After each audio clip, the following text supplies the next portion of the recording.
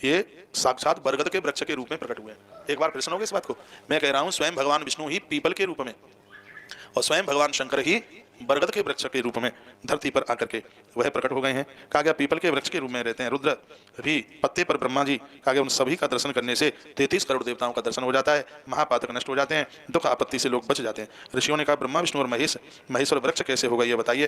तब पूरी बात बताई भगवान कृष्ण समझाते हैं। पार्वती जी को भगवान शंकर ने कथा सुनाई, कार्तिकेय जी को भी भगवान शंकर ने कथा सुनाई और इस कथा को बड़ा एक विशेष माना गया। जब स्रोत क्रीड़ा में प्रवृत्त देवता उस समय अग्नि को ब्राह्मण के रूप में से पुराण के माध्यम से ये कथा सुनाई गई है कार्तिकेय के जन्म के समय पर। एक बार तारकासुर के द्वारा ये सब देवता बड़े परेशान थे, भगवान शंकर का पार्वती मैया के संग विवाह हुआ और उस समय बताते हैं, कहा गया है कि भगवान शंकर हजारों वर्षों तक गुफा में प्रवेश कर गए थे।